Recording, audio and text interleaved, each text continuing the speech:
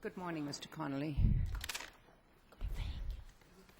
Your Honor, may you please support William Connolly for the Commonwealth. Your Honor, this case involves a kidnap and murder of a 13-year-old boy some 34, 35 years ago.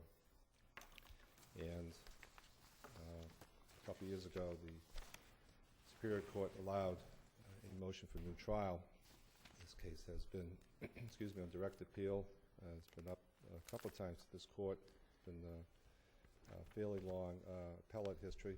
But the current appellate status is that there was a motion for new trial allowed by Judge McLaughlin in the Superior Court on two issues. The first involves the nondisclosure of an inconclusive, but nevertheless favorable, if you will, FBI test result. Would you call that exculpatory? It would have helped the defendant, wouldn't it? Yes, it would have. There's no doubt about it. It would definitely be favorable to the defendant in that regard.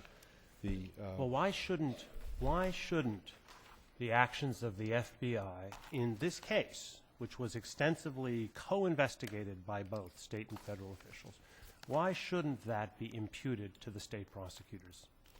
Well, Your Honor, it's really the state.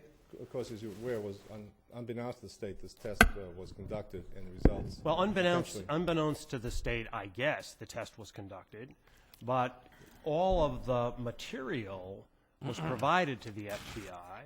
Either that, right? I mean, yes, the voice of the exemplars, everything was given to the FBI. What did the state think they were going to do with it? But does the Commonwealth have control of the FBI?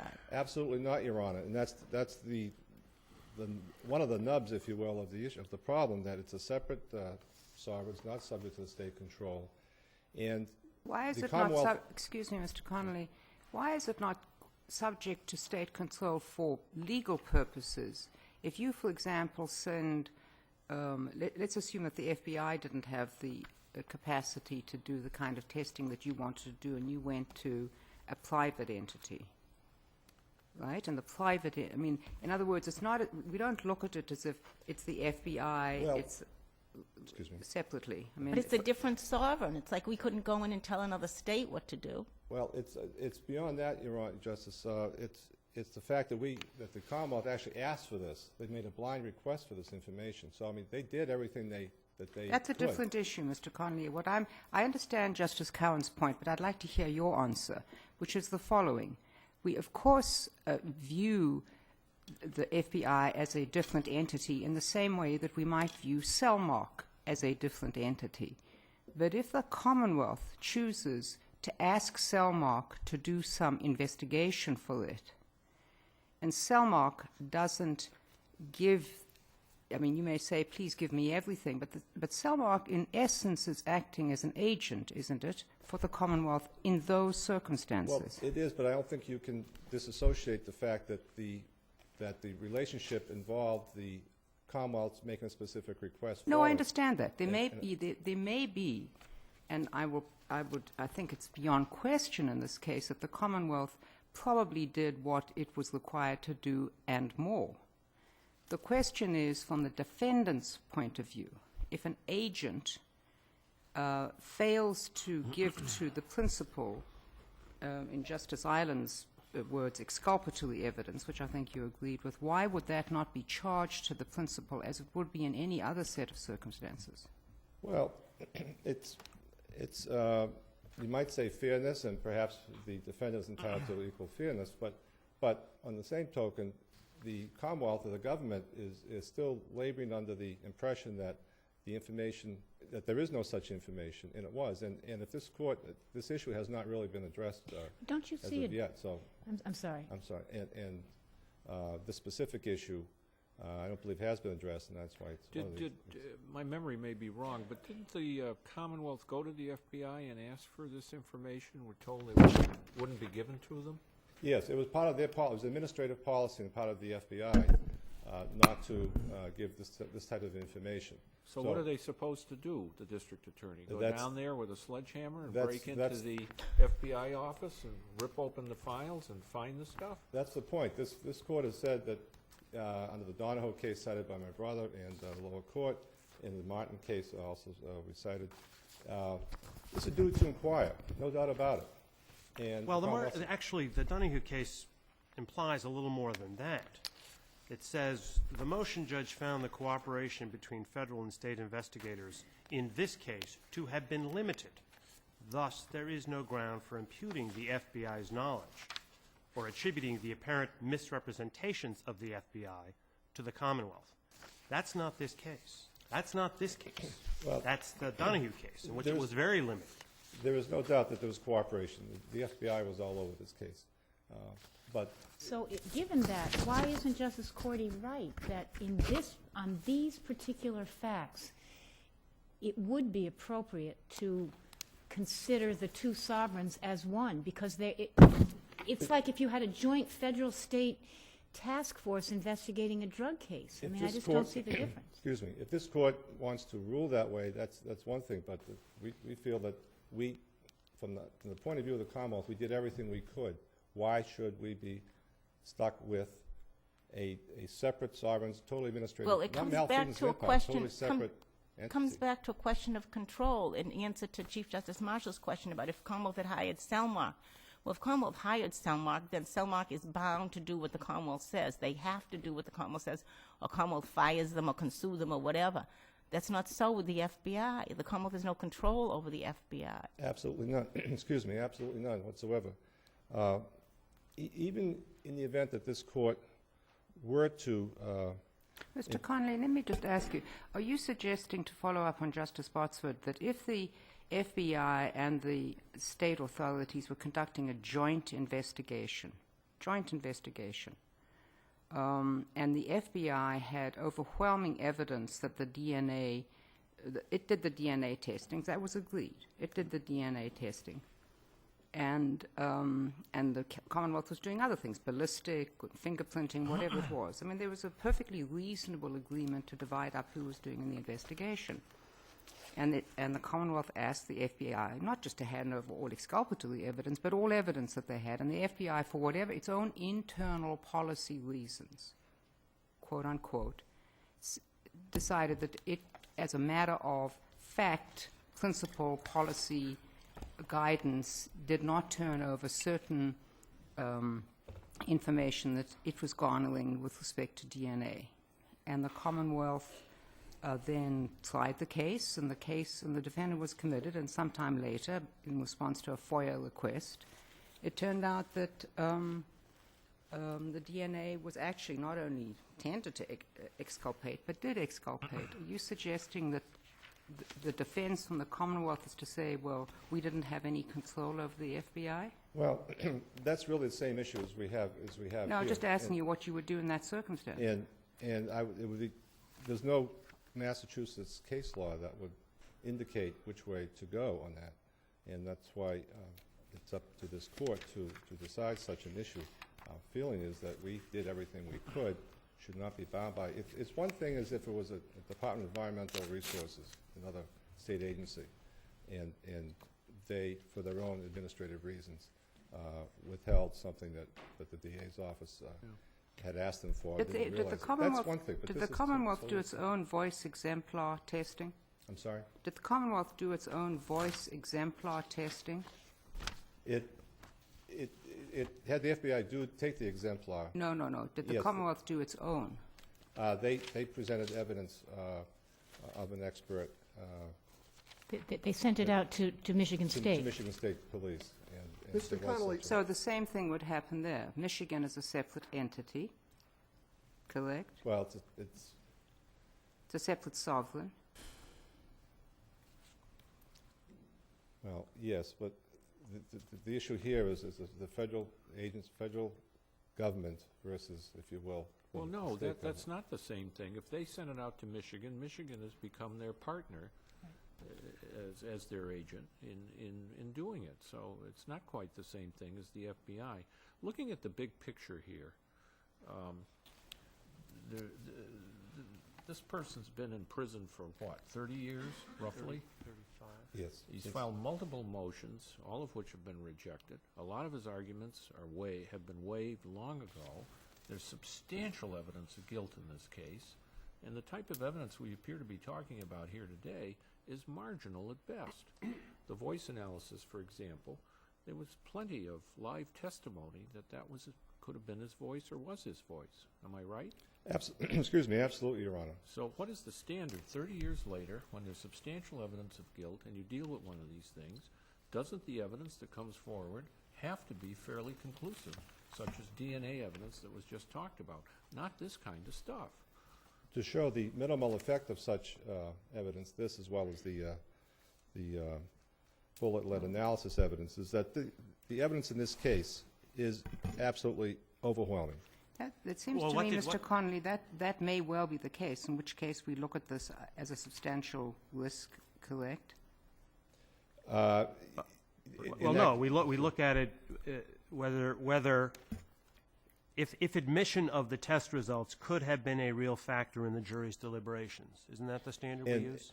And under the, yes. Exculpatory evidence, failure to disclose standard? Yes, it's listed in my brief there, and it did not. At least for the voice exemplars, which are the exculpatory evidence part of this case. Well, that's the same test, really. Well, it's the same test for both. yeah. Looked at with two different aspects of terminology, because if the evidence is substantial or overwhelming, there is no substantial risk, and if it is, there's no real factor. I have listed in my brief, I think, some 11 points indicating the types of evidence that was presented in this You matter. have, but let me ask you this, because I haven't had a chance to read the transcript. How did the prosecutor handle this evidence in his closing argument?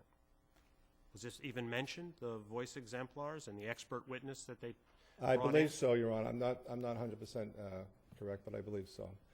But my brother makes a point in his brief concerning an explanation, if you will, as to this individual's picking up the ransom money, and it's clear he picked up the ransom money. His explanation, if you will, this is like an unrelated, just a drug deal, picking up money for picking up drugs in return for getting some $500. But if that's the case, if that wasn't part of a plan involved here, of the kidnapping and murder of this young boy, then it's an incredible coincidence that the same person was also a neighbor. He was around the area where this young boy was, according to him, according to the FBI agents who interviewed him, he was in the general area at the time. And that he would have had a box of staples in his apartment that the jury could infer were the same as the staples in the ransom note. That he was at the exact place and time that the ransom money was hidden. He drove by. Mr. Connolly, I understand all of those, and they are very compelling, but it would be helpful, perhaps, as you point out, the defendant, from pages 26 until 32, goes through each of those and explains why, if you're looking at through a different prism, in other words, for example, with the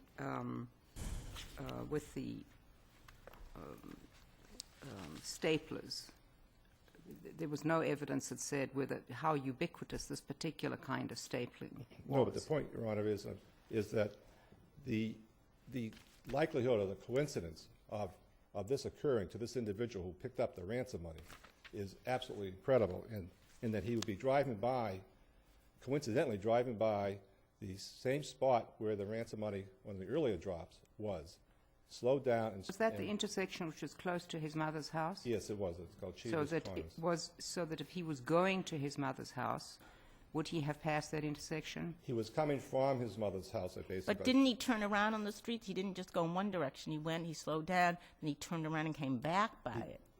He approached it, slowed down opposite to where the money was hidden, continued on, then made a left onto a street. Was there evidence at trial that was a busy intersection, and that most people approaching that intersection slowed down? There was evidence that there was no stop sign at that to govern his way of traffic, and there was evidence that the other street that generally there was traffic in the other street. However, he then later, this individual who was 6'9", the defendant, and the person in the car was a large person. It was the defendant's car. Drove back, if you will, at a normal speed, made a right-hand turn, and then later came up again at a normal speed and made a left-hand turn. So he slowed down once. Why? It's incredible that would be a coincidence. The same person who did an unrelated drug deal, unrelated patsy, if you will, for this deal with picking up You've drugs. got- Excuse me. Well, I was going to say, you don't just have the voice exemplars, though. You also have the evidence concerning the box of ammunition and the bullet. I mean, so the combination of the two, what do you do about the combination of the two? Well, you have the bullets were the same caliber. They were .38s. They were the same manufacturer, and they were similar in all observable physical characteristics. Yes, but And the you bullets have a and witness blocks- testifying in a way that has been totally discredited. No. This is from a separate witness. This is not the same witness that my brother's raised. Right. This is Cunningham. Agent Cunningham testifies to these separate facts. I appreciate that. And that, so the jury still had that with regard to the ballistics. Yeah. And it was that this individual had the same kind of gun that fired it. But in any event, even if worst case scenario, that the court would decide that either sets of evidence with regard to the bullet was inadmissible, the Commonwealth would respectfully refer the court to the argument raised in the Commonwealth's opposition, which is part of the record, motion for new trial concerning that you would not apply these rulings retroactively under the Bray case because they do not satisfy the second exemption. They were not central to the innocence, guilt or innocence of this individual. There was overwhelming evidence that this person was guilty. The motion judge erred in allowing the motion for new trial. The Commonwealth would respectfully request that it be overturned. And as to the last issue, my brother's issue, Commonwealth's position is that the matter is waived, but that likewise it still would not apply retroactively. Mr. Connolly, thank you. May I just ask you one question that has nothing, I'm not suggesting in any respect that the Commonwealth is responsible for this, but as Justice Glaney pointed out earlier, this case is very old, and we do have an order of the Superior Court ordering a new trial. That was in December 2005. Do you know what the delay was in getting the materials up here? It seems to me that when there's something like this, I think the parties should, to the extent possible, try to move the case as expeditiously as possible. And if the Commonwealth needs assistance in that regard, perhaps you could tell your colleagues that we could assist. Excuse me, there were over 2,000 pages of transcript, some 24, 25 volumes involved. No, I'm not suggesting. That you're responsible for that. But once we get new trials, I think it will be helpful if we try to keep an eye on them and just expedite them. And if you need the help, you can always come to the single justice to make sure, because obviously there are victims and others who now are waiting in limbo, and it would be helpful if we could move those as fast as possible. Thank you, Mr. Connolly. Mr. Wood? Thank you, Your Honor.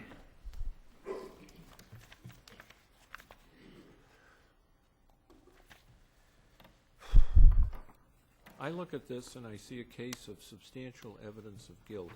What do you see? Your Honor, first of all, I'm quite alarmed by a statement that I heard from this court just a few moments ago. There was an exchange between yourself and Justice Cordy about the proper standard of review here.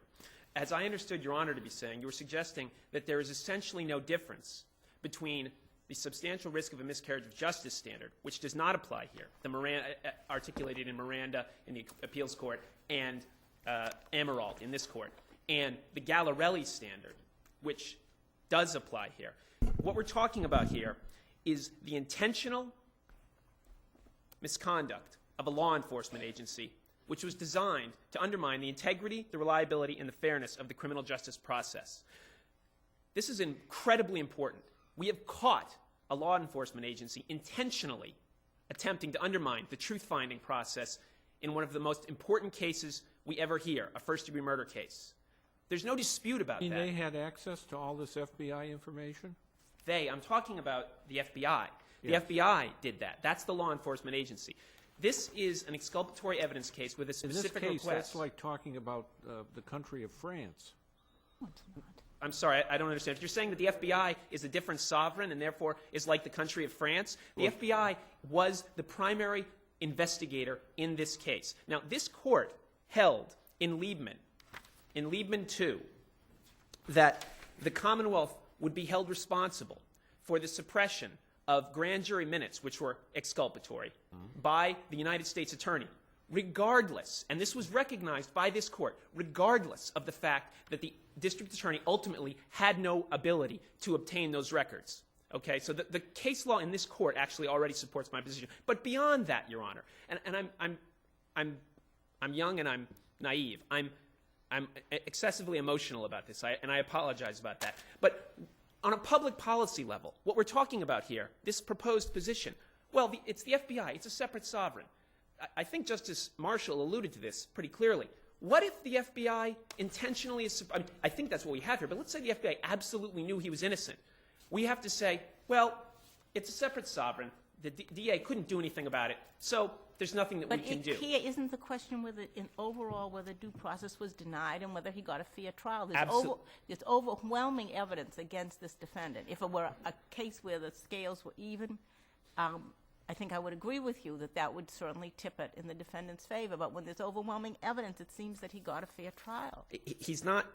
I disagree with this notion that there's overwhelming evidence, and I'm happy to get into that. I had to make this crucial point because I take it, Mr. Wood, essentially what Justice Cowan is saying, I'll agree with you. In other words, you have to, you can't I'm saying get, if I agree with you can't get to the standard, you can't get to the Gallarelli standard or the Amirault, and I agree with you. I mean, that Gallarelli probably governs here. You don't even get to that unless you say that in certain circumstances, you don't backdoor it. In certain circumstances where there has been this kind of joint involvement and where the Commonwealth unquestionably was relying on the FBI for its evidence. It's not as if it's a completely third party that comes in off the street and offering to testify. It sent the exemplars, it got the information back. First we have to determine whether that can, whether we can charge the Commonwealth with that, not in the sense that Mr. Connolly was correctly arguing that somehow the Commonwealth went along with this. Not at all. Do we charge that to the Commonwealth, and then do we look to see whether or not the Gallarelli standard has been met, correct? I guess that's right, yes. Well, I mean, I guess that's right, sure. I think we've clearly satisfied both the Donahue 4 factors, so that's your first hurdle. Correct. And I think, secondly... But that is the law. You go through the... Yes, I think that that's probably accurate, Your Honor. Yes, I think that you have to satisfy the Donahue standards first, and then you get on to the question of, I guess, whether there's you're in a Gallarelli context. I think that's, in a sense, though, it's clearly a Gallarelli case if you satisfy the 4 Donahue standards. But Donahue actually is talking about whether you have to seek it from the FBI. I mean, there's no question the Commonwealth sought this information from the FBI. I mean, do you see, is that a distinction without a difference in your mind? Yes, because, well, I don't know distinction without a difference. I put that to the side. I would just simply, in answer to your question, Liebman 2 is a situation, a case, in which the district attorney did ask for the exculpatory evidence. The exculpatory evidence was the grand jury minutes. The district attorney asked for them. The U.S. attorney did not give them to him. And so the answer is yes. It's the fact that the DA asked for it is not enough to get them off the hook. That answers the question.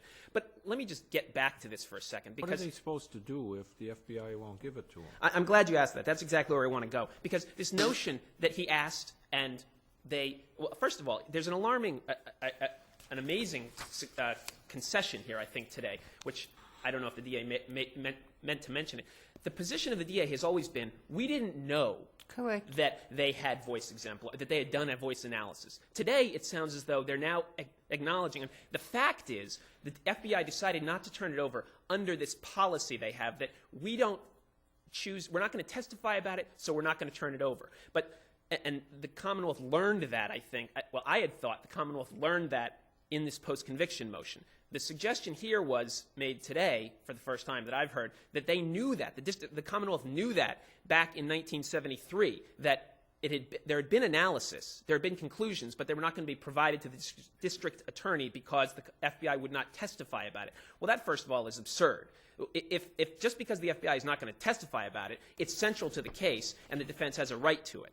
Okay, but beyond that, the Commonwealth has an obligation to follow up here. And what we have here is an amazing – if the Commonwealth's position is we didn't know about this at all, that is, I submit, absurd for any court to believe. The FBI is doing all of the forensic analysis in this case. The FBI makes the tape exemplars. The FBI takes the exemplars, and then the FBI gives back its forensic analysis. Every single forensic issue is testified to by the FBI with the exception of one. That one issue is the voice print analysis. And we're to believe that the Commonwealth says, could we please have the voice print analysis? The FBI says, oh, no, we didn't do that.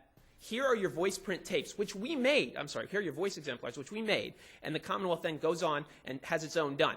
There's no discovery about what the conversation actually was. I submit there must have been a more involved conversation. That conversation must have been something like this. The district attorney saying, wait a minute, you have no voice print analysis. Where is that? Don't you do that? At which point they either said, yes, we do it, we're not giving it to you, or they said, no, we didn't do that. But, Mr. Wood, we can't, that's all, maybe it's a reasonable hypothesis, but it's all hypothesis. There is nothing in the record of that. I submit that they're completely reasonable inferences, but ultimately, Your Honor is right. Well, ultimately, I submit it doesn't matter. But bottom line is, even if you had this, you had umpty witnesses. I forget how many there were. I think somebody listed 5 or 6. Six who testified. They knew him. They spoke to him all the time, and this was his voice, or it sounded like his voice. So, how important is this? Okay. First of all, I'll move now and spend the rest of my time, I assume the court would like, on the harmless error question. First of all, in the harmless error analysis, again, we're talking about the Gallarelli standard. This is not just fairness to the defendant, due process. I submit we do not have to – it's not some general test that the Commonwealth has to satisfy. This is the most demanding test the Commonwealth has to satisfy in our state constitutional law, the Gallarelli standard, a substantial basis for claiming prejudice, okay? I submit here we're not talking about the standard prejudicial error test. We're certainly not talking about I have to prove reasonable doubt. We're talking about – Can I just, again, because the test is very important. Yes. Yes. Why do we not follow Justice Lynch's articulation in Liebman 2? Sorry? In Liebman 2. Which might create a reasonable doubt that did not otherwise exist. Well, Your Honor, I don't have a specific answer to that. I'd be happy to brief that issue. I submit initially, without having looked at that question, that the proper test is the Gallarelli test because, and I don't know and it may be the difference comes down between Liebman 2 and Gallarelli comes down to the level of specificity of the defense request. I'm not sure of the answer, but here we have a specific defense request for the exculpatory evidence, which, of course, was central to the Commonwealth's case. This is the most dramatic sort of evidence at the heart of the Commonwealth's case. Going back to Judge Cowan's question, my question, and we'll have to read the transcript on this, but 6 of these people who testified and identified his voice, there must be testimony, A, that they knew him, B, that they spoke with him before, C, probably spoke with him on the telephone, and I'm reading from the opinion now, I think it's by Hennessy. The witnesses were particularly definite in identifying certain words which were said, but clearly. Now, that's pretty strong evidence, is it not? We know this guy's voice. We know how he talks. It seems that way, doesn't it, Your Honor? It does. And these weren't strangers. They were like neighbors, relatives, friends. I mean, in my brief, Your Honors, I address this quite carefully. Pages 5 and 6 of my brief. First of all, at the time these witnesses were first asked to identify the unknown caller, they were aware of the kidnapping. Second, they knew that there had been a ransom call. Third, they knew the police had arrested Mr. Lykus. Fourth, they knew the police believed Mr. Lykus had made the ransom call. Beyond this... So do you think are you suggesting 6 people perjured themselves? Your Honor, what I'm suggesting is... Well, that is what you're I'm suggesting... I don't think it's perjury. It's influenced by knowing beforehand that this is the person. Absolutely. I'm suggesting that this is a very suggestive identification process in a small town. It's not at all controversial to suggest that a show-up, if we had a show-up ID and I were saying this was a show-up and everybody knew him, no one would be saying that that's in any way extreme. This is a show-up. Beyond that, 6 of the 7 witnesses were in the same room at the same time with the police being listening to this tape. It wasn't one-on-one. I mean, first of all, it was one-on-one. But beyond, worse than that, you have 6 fellows, young men actually, sitting around in a police station listening to the tape at the same time. The officers ask them all at once, who is this? They answer in unison, that's Ed Lykus. They knew before they were asked what the police wanted them to say. And they told the police what the police wanted them to, what they knew the police wanted to hear. It was the most suggestive possible. Was that all brought out at trial? Yes, it was brought out at trial. Yes, Your Honor, but of course, we're talking about voice print analysis here. That's what this is all about. So the jury, this is precisely why the Commonwealth went to the voice print analysis. The Commonwealth recognized, as I lay out in my brief... A package of black bags identified as the same kind as the bag in which the ransom note had been recovered were found in the defendant's vehicle. The defendant's personal effects in his automobile were stained by the dye that had been put on the ransom money. Now, Yes, Your Honor, There's no question that he picked up the ransom money. Thank you, Your Honor. That's not even disputed. I do not dispute. In my brief, I make clear, and I address this at length, we're not disputing that he picked up the ransom money. And he has the most incredible stories about which he changed 3 different times about how he got the ransom money. Yes, Your The Honor. most incredible stories, which Your were not Honor, even consistent. Your Honor, I submit that initially, on its face, it is reasonable to take the view, to view this with great skepticism, this notion. There are many pieces to this, but very quickly, it's clear that the ransom caller went to great length to conceal his identity. Second, it is equally clear that he told the Cavaliers repeatedly that he was aware they had notified the authorities. Quote, "We know you've notified the police by now, so we will be taking precautions." Third, he repeatedly refused, the ransom caller repeatedly refused to pick up the ransom money at the designated drop spots because of his concern, his expressed concern that he was being monitored by authorities. And finally, he told the Cavaliers explicitly he was not going to risk getting caught. In light of these factors, I submit that it is not only reasonable, but inescapable that the ransom caller was going to take some extreme precautions to avoid being caught. Again, we're talking here about the Gallarelli standard, and I submit that there is a reasonable possibility that a jury would have a substantial basis for claiming prejudice and arguing to a jury that this was merely a patsy, okay? Beyond that, there's been a reference to these garbage bags. This is crucial. The Commonwealth makes some suggestion that the fact that they proved that he had garbage bags illustrates that he had bought the garbage bags before he picked up the ransom money. That is categorically false. The receipt found with the ransom money is the receipt for the purchase of the garbage bags. I make this clear in my brief. The receipt makes clear that those garbage bags were purchased after he had picked up the ransom money. The fact that he had the garbage bags is completely irrelevant to this question. -1. He had the box of garbage bags, -1 in his car. Yeah, no, I know. It's I clear mean, it's that so full of what would have to be absolutely incredible coincidences that it becomes unreal. It's obvious that I'm not going to convince Your Honor, but I absolutely disagree with Your Honor. The fact is that this is a young man, 20 years old, who claims that he is being told, being asked to pick up drug money. He finds $50,000 and he says, "This is a horrible decision," but he says, "I'm going to keep this money."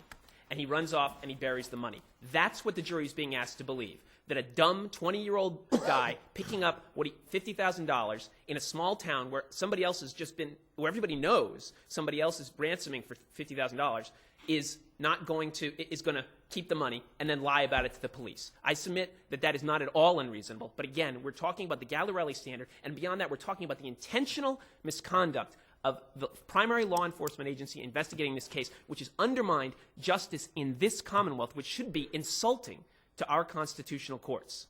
Thank you. Thank you, Mr. Wood.